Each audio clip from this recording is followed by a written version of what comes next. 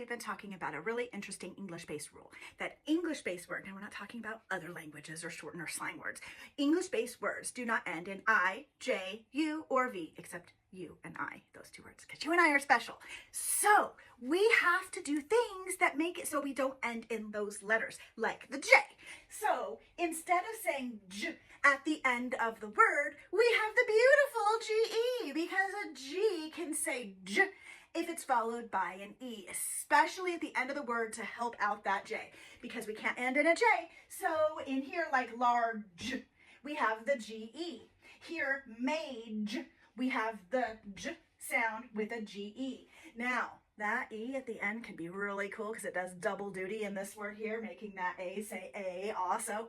That E is so useful.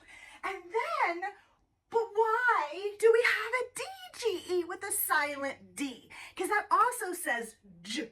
So this D is super duper important. It is such a defender letter because it's gonna be quiet. It's one of those silent helpers.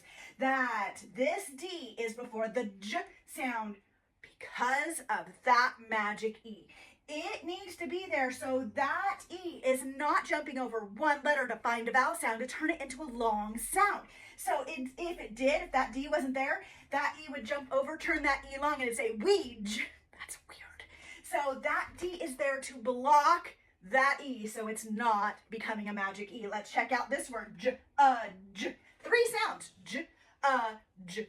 So the GE is making the J, but the D is there. Why? So that E has to jump over 2 letters. It can't do that. It doesn't have enough power.